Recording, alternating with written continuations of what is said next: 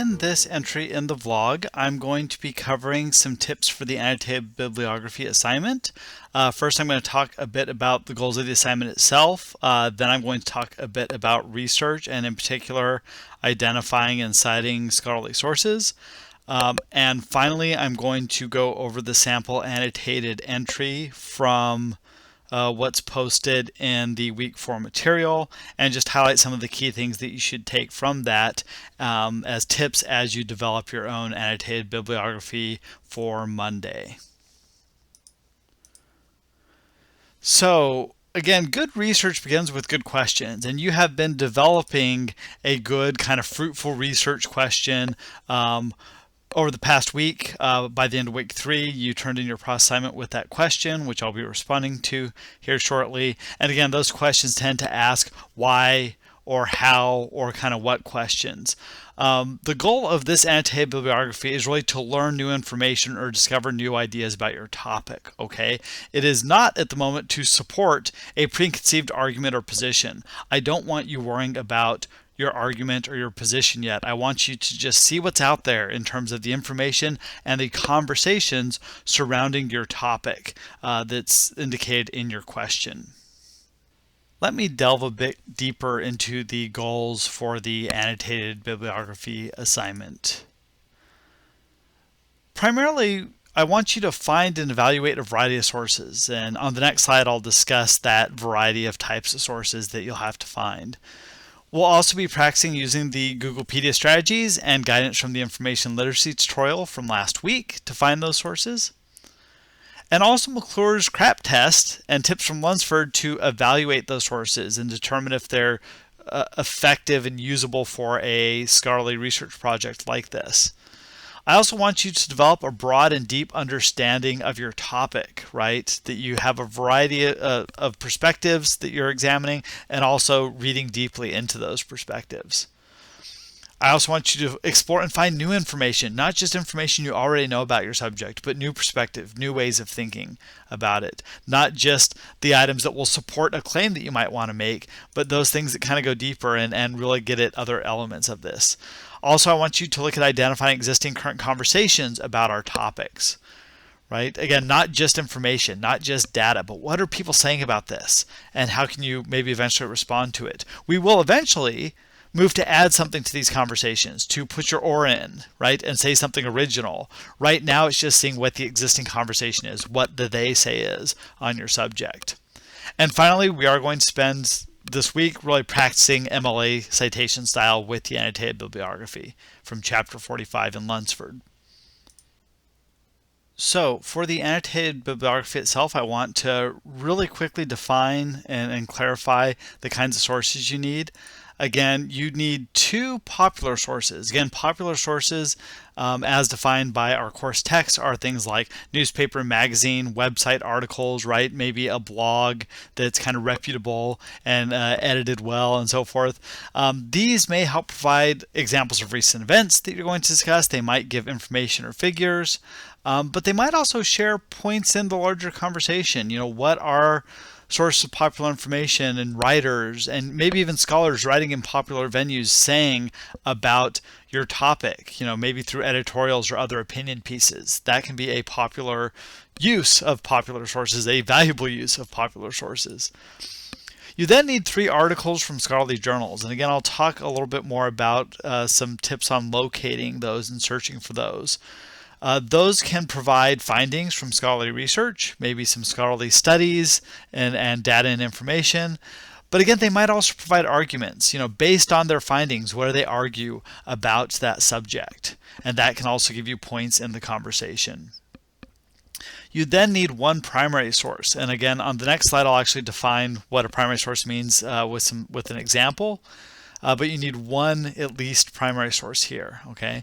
You also need 1 non-prose source. And a non-prose source can be a video, image, or set of statistics, let's say like an infographic or just a chart of statistics, a podcast, something that's just not a fully composed, collected, written text.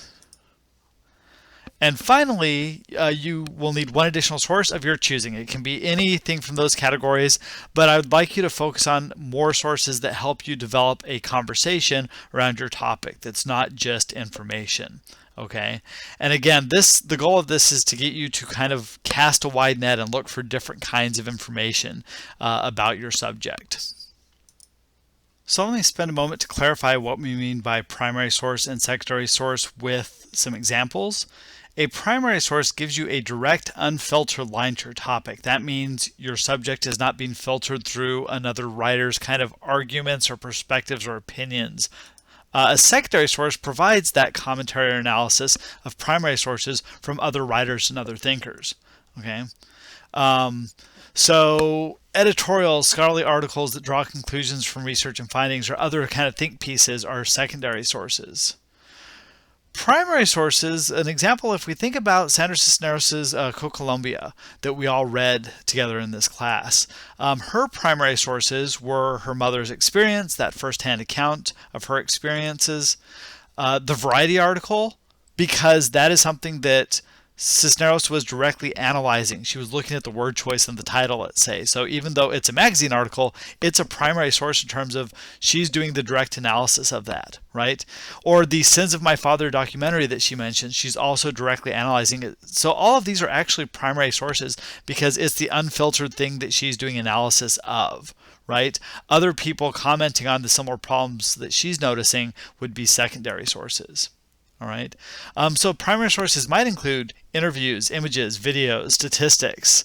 But you'll notice that this will actually overlap with non-prose sources sometimes, or things like first-person accounts. But depending on your topic, they can be what we would consider, popular scholarly articles. Your first writing project, for instance, had primary sources. It was the articles that you were interrogating and analyzing and looking for trouble in.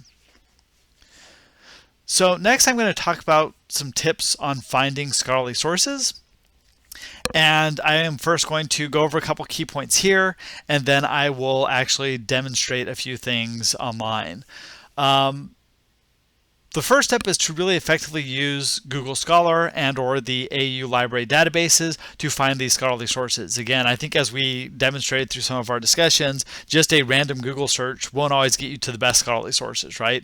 So don't forget the information literacy tutorial from week 3 to kind of guide your search. And again, I know some of those items in it are a little outdated, but the basic principles of the search engines and the databases as demonstrated there still work. And again, I will demo a few tips in a moment on the AU database. You do have to do some trial and error with keywords. My previous sample topic that I talked about in the third vlog entry, I talked about the Game of Thrones Season 8 petition, right? So I started a search, and I'll show you some of this in a moment, for things about fandom, fan culture, ownership, the ownership that people feel of popular cultural texts, right? And the first thing I actually tried was fandom or fan culture and ownership.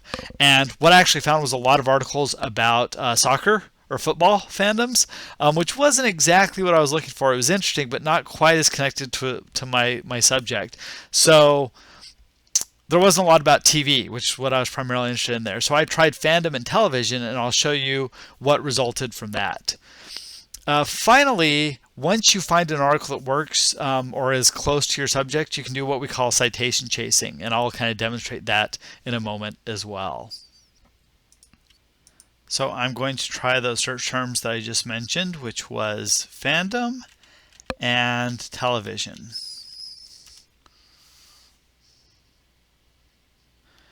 And so from that, I got 160 results, which is pretty good. I mean, that's quite a few. I could search through all of them if I wanted to, but if I want to make this more efficient, I might also tell it to limit it to full text and scholarly peer-reviewed journals, and that's going to get me just the scholarly stuff. And again, this actually kept it at 123, which is still a lot to look through.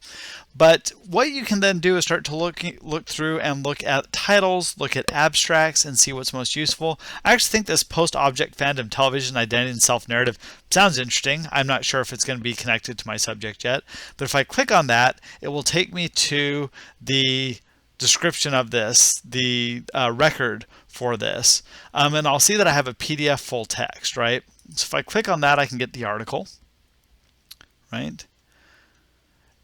And here's actually something really worth noting. This is not a peer-reviewed scholarly article. It is in a peer-reviewed journal, but it is actually a review of a book called Post-Object Fandom. So while this writer will talk about some of the issues in this maybe scholarly text, and they will respond and kind of evaluate the strength of this text, it's not doing new research like a scholarly article will. So just because you find something in a peer-reviewed scholarly journal does not mean that it is actually a peer-reviewed article, right? If it says a review. So watch for these, because they're in there, they're fine, but they're not going to give you the direct original research. They're going to be commenting on someone else's research. Okay. So if I come back to my search results and I kind of scroll through, a number of these might actually be kind of interesting gateways into getting something, but I came down to this one and found from strategic retweets to group hangs, writers' room, Twitter accounts, and the productive ecosystem of TV social media fans. And that did make me think about that social media kind of petition about Game of Thrones, right? So I'll click on this here, right? And again, I get the record. I will click on the linked full text. And if I want to cite this, there's some important things to think about. Where am I going to find the information I need? I have the title here. I have the author.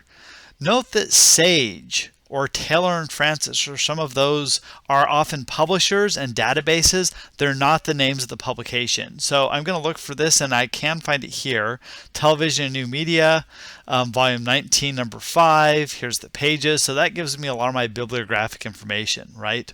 Let's say I read this, I read the abstract, I'm like, participatory television environment. This sounds a lot like what I'm looking for. One of the ways to find more articles, let's say my searches are kind of limited and I find one good article or a couple good articles. One good thing to do is to do what's called citation chasing, which is simply to go to the works cited of this article that I feel works for my subject and look at their references and write down author names, article names, the names of the publication, and see if there's maybe other things.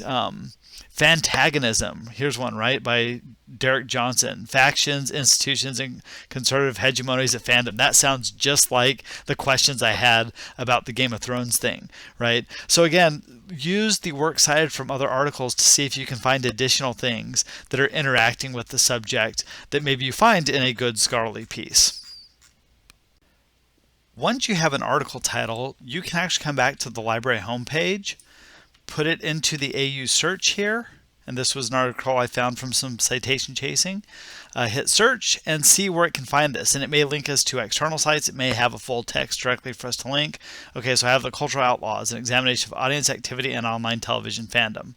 I click on that. Again, I get a lot of my information here. Television and New Media is the name of the publication. I have the authors, the date of publication, the volume and issue number, right?